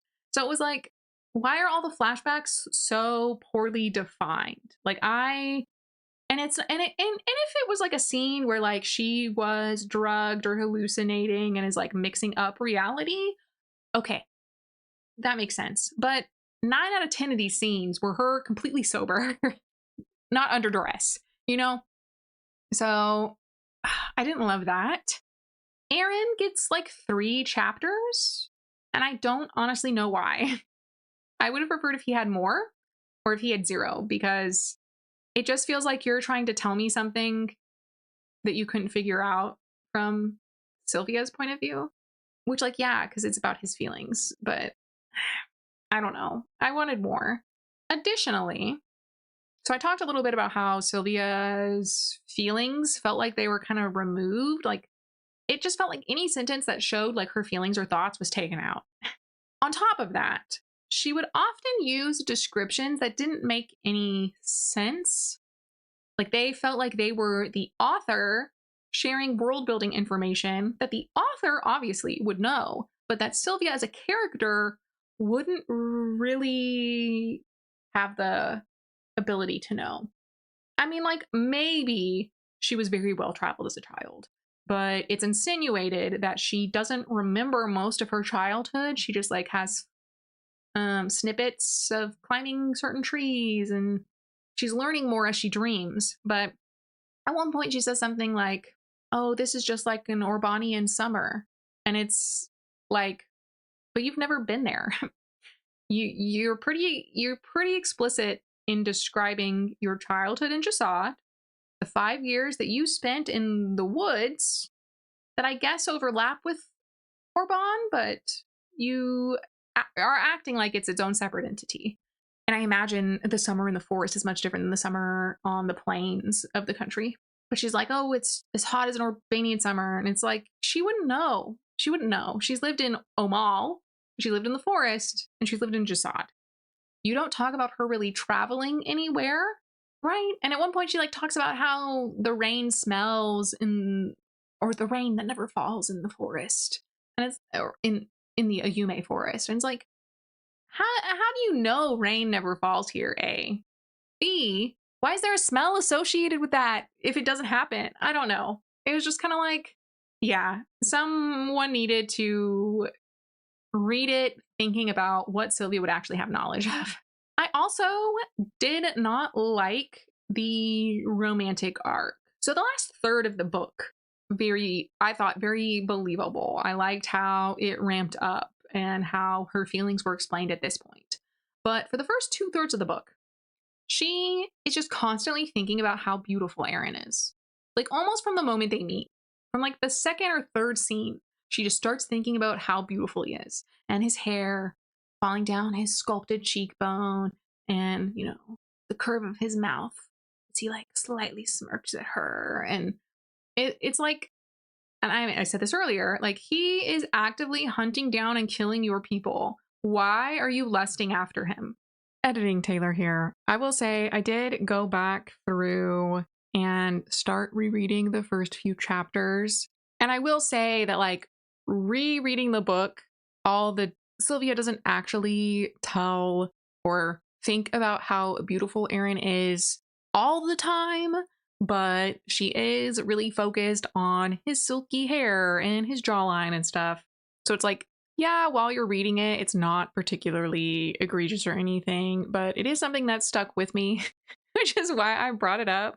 And I think in particular, I really dislike this idea that you might have physical trauma, but then when you meet the one, that physical trauma no longer impacts you specifically with them. I just think that's a kind of a dangerous precedent to set, not really going into it, but like as someone who was assaulted, I'm going to assume that's probably how it is with everybody. You don't magically just trust somebody with your safety and well-being because you think they're attractive. Like they're, I don't know. Surely there has to be a journey of learning to get along with someone, you know? Anyways, so I didn't love that part either, especially because he had his own physical issues, having almost been assassinated by the last woman he trusted in his bed. So it was like to have them both just kind of be like, "Oh, weird, it's fine if it's you," was I don't know, off-putting for me. I also kind of felt nitpicky about the formal wear. So obviously, this is set in an Egyptian like world. The author has a cultural background in this. You know, her biography on Goodreads says that she's American Egyptian, so she knows what she's talking about. But it kind of felt like this fell into the common plot issue of fantasies, especially romantasies, where there are incongruencies between the world building and things that are happening.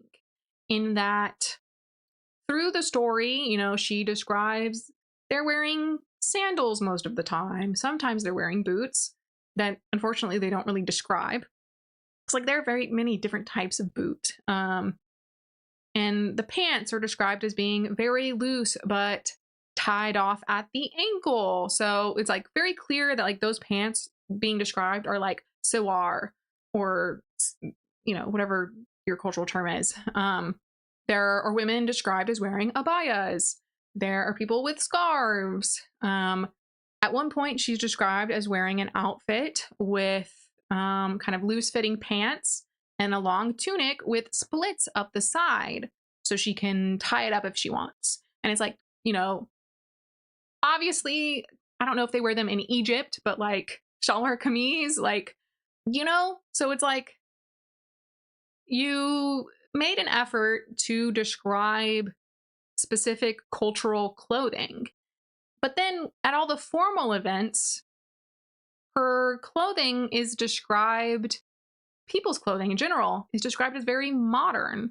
Like she's wearing a gown with a large skirt and there are laces up the back, like insinuating it's a corset back, or the bodice has lace wrapping around it. Like, yeah, lots of cultures can make lace across the world. Like there's a lace history there, but it's never used to describe even the noble people. Like the noble people are described as wearing nicer versions of what the civilians are, but then we get to these balls and people are wearing what sound like modern gowns, tailcoats, etc. And I'm not saying that like they can't have gotten that clothing from anywhere else. It's kind of mentioned that they're surrounded by mountain ranges and nobody really knows what's past the mountain ranges. So it's like, where in the world did the tailcoat come from? Like, it doesn't sound like you're having cultural exchange with any foreign nations. And the tailcoat doesn't match any of your other cultural garments. Like, typically, civilians are wearing the basic lower quality version, fabric wise or decoration wise, of what the upper class are wearing. And occasionally, you know, there are some garments that are adapted with way more fabric or less fabric or special hymns and special decorations. So it's like, I wanted, and it might just be an imagination deficit on my part, that I'm defaulting to these like Western style gowns, but there's really no description that tells you what they're wearing other than long gown, the skirts piled over the bench. Like, all the descriptions are so generic. Like, there was nothing else to imagine. And I also, don't crucify me for this, I do kind of agree that the magic was vague. Obviously I don't know what's happening in the second book, but in the first book, it does clearly define how magic works in a normal body. It tells you about the well, and they're using the well, and everyone's born with a different depth of well, and Aaron's power is to just like suck the water out of the well. And like, you know, if you only use some of your well, it regenerates faster than if you use your entire well, and it's going to regenerate more slowly. Like that, those were all clearly defined, explained to the reader. But Sylvia's cuffs had absolutely zero explanation. It, like, so in the beginning, they completely block her power. It never worked when she was in danger. The whole time she's being tortured by Hanim in the woods, her magic never saved her. She like had to save herself through grit and determination. But then she sees her friend, the little girl, get injured and the magic activates. Okay, I'm getting it. I'm getting what you're putting down right there. You know, it activates again for Sepha. But at a certain point, she has to know Sepha and Marek aren't in danger. So why does that still work? And I guess it's trying to imply that like when her emotions are heightened, but like her emotions, when they're heightened and they activate her magic, those are always for self-centered feelings. Like when she's fighting Vaughn, it's like, you have a grudge against me, and seeing this stupid wall with the painting of my grandparents makes me feel fucking guilty, so I'm just gonna explode in flames. It's like those have nothing to do with protecting other people. And so that happened a lot. It's like, you're trying to tell me that her magic only activates to protect others, but very frequently it is activating and somehow escaping her cuffs because she wants it to. Every single time she needs to use magic to stop something bad from happening, she's able to do it. Despite the fact somehow these cuffs are just like such a hindrance to her, which like, yeah, they were for the first 15 years of her life, and then the last 5, but ever since now, like, she's just using them willy-nilly. And I guess the whole point is like, she doesn't want to admit that she's still Isaiah, the heir of Jasad, but I just didn't get why now they unlock. Like, it's just a weird qualification for the cuffs when they were put on her by her grandparents. Like, why would your grandparents lock you up? And then the key is, once you accept who you really are, meanwhile, you're a child and they're in the process of raising you into who you're going to be. Does that make sense? So like in the Bewitching Fairy Tale series by Celeste Baxendale, one of the books, Mirrors of Ice, kind of has like a similar thing. I don't want to spoil it, but one of the main characters was cursed in a similar way to Sylvia, with an object in or on his body. And the key for that is completely about emotional character growth, contrary to the curse. So the curse has made him very cold and unemotional. And so like he has to become the opposite of that. But all Sylvia's cuffs are doing are locking away her power, which she already accepted. She was using it like crazy as a little kid. Like she was a tyrant.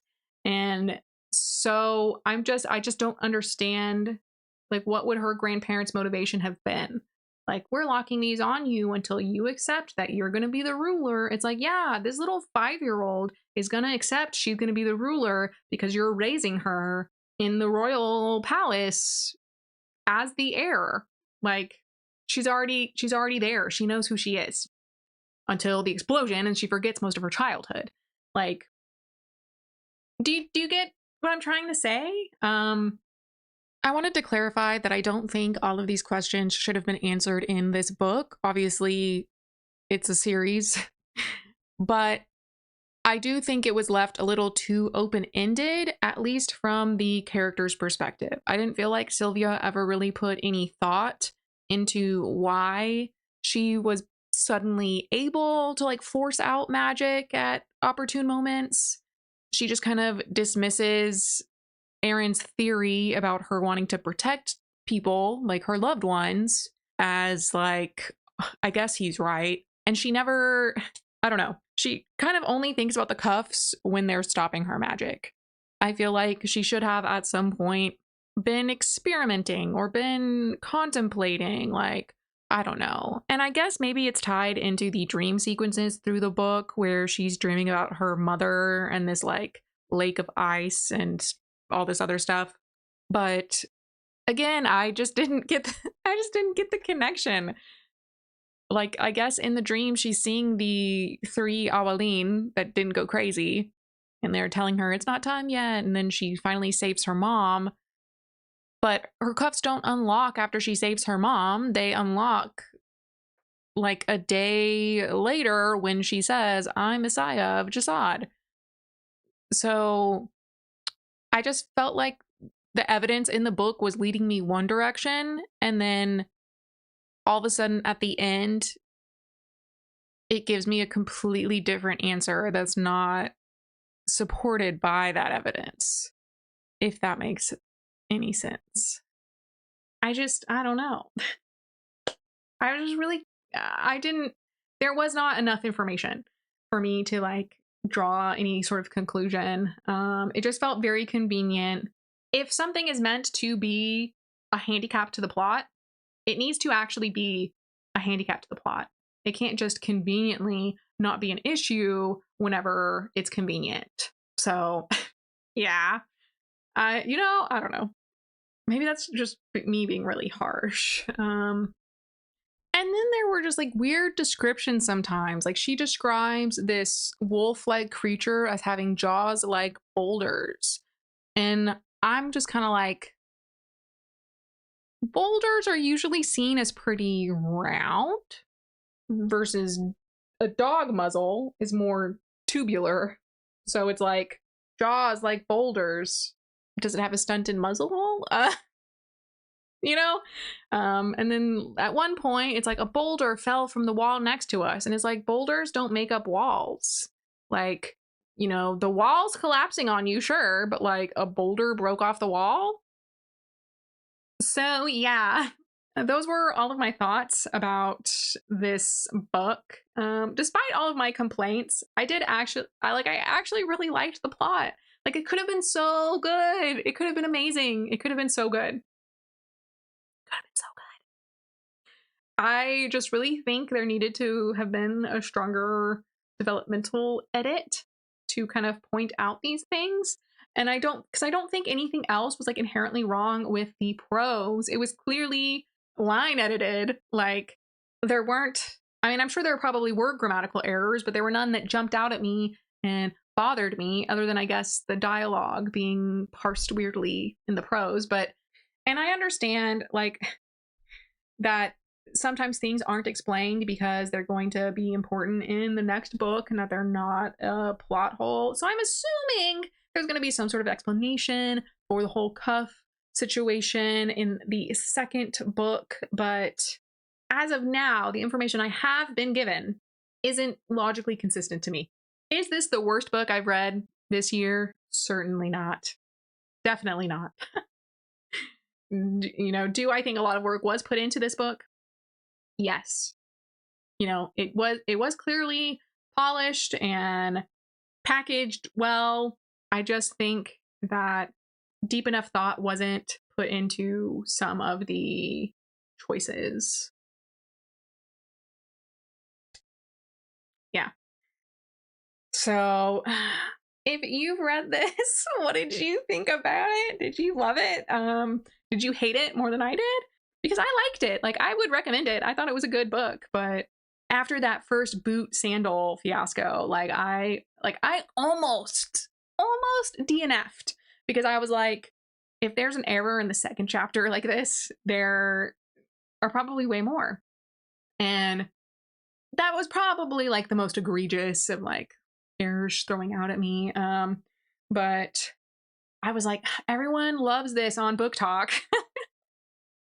So like it isn't like Quicksilver. Like I tried reading Quicksilver and I was immediately like, no, putting that away.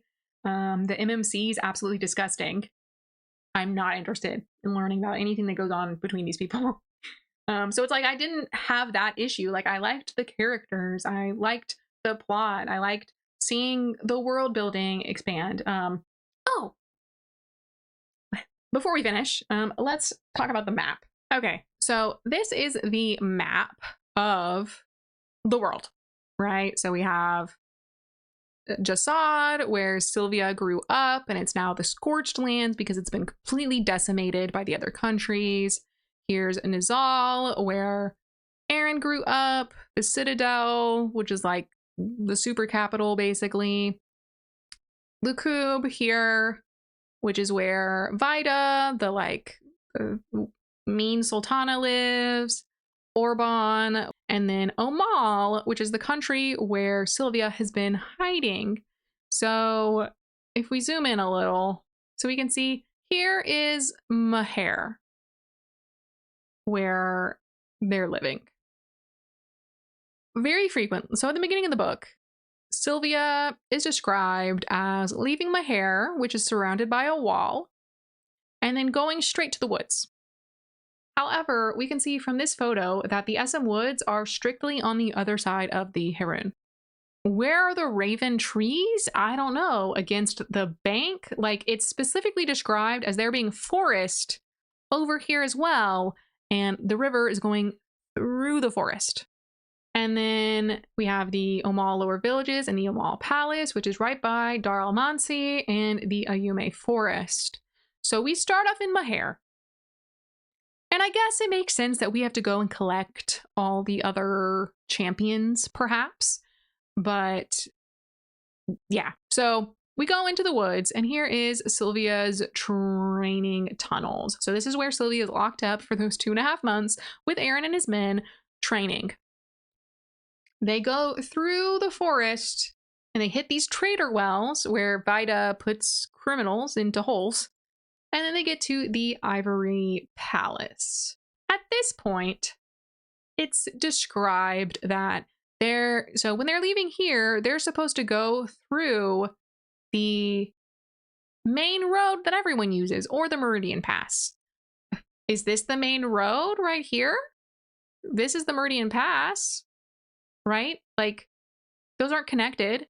Are you saying that everyone's going through the desert flats? Because that's not what's talked about in the text. It's talking about a road that's going to be clogged because everyone's taking it because it's safer, versus this Meridian Pass, which, you know, again, is facing this way on the map. Is that for visual clarity, or is that the actual orientation of the Meridian Pass?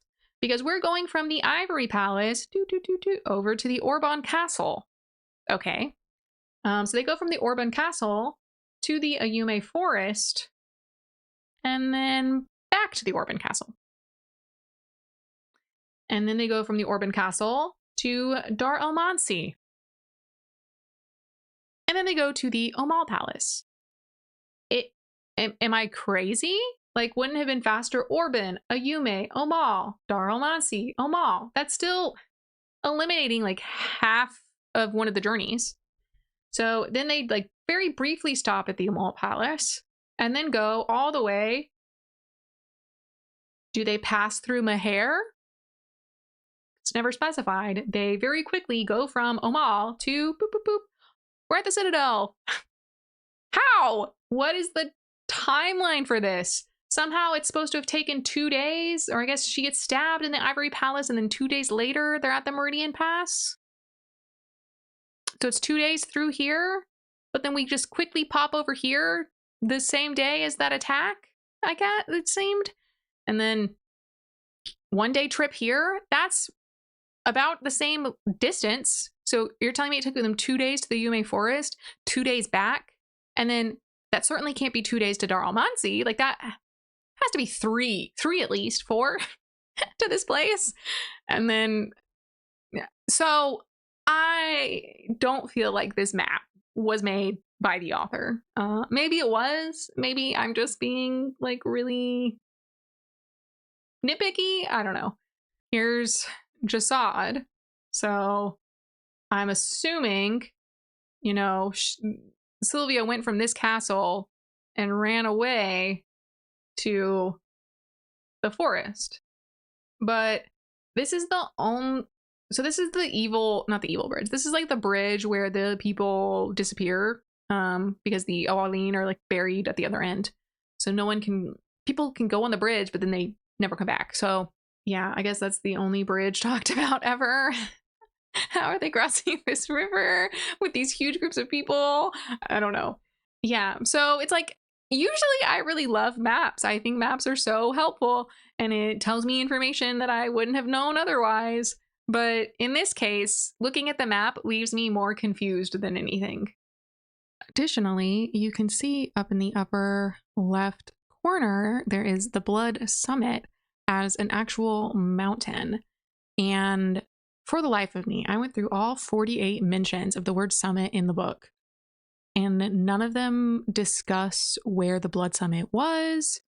It's referred to in a way that like made me think, oh, it's just an event that who knows where it was being hosted. I'm assuming Usur Jasad, the capital of Jasad, because the fortress, the palace, was destroyed in all of these explosions and stuff, apparently.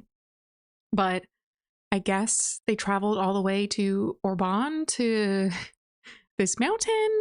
Maybe I just can't read, but all 48 mentions don't address in the surrounding paragraphs at all that this was a journey to a mountain far away. And I feel bad. I know that this was me being extremely critical of this book that I actually liked, which is the bad part. I don't know. Did you notice these things when you read the book? Let me know. Well, that is all for now. I will see you next time.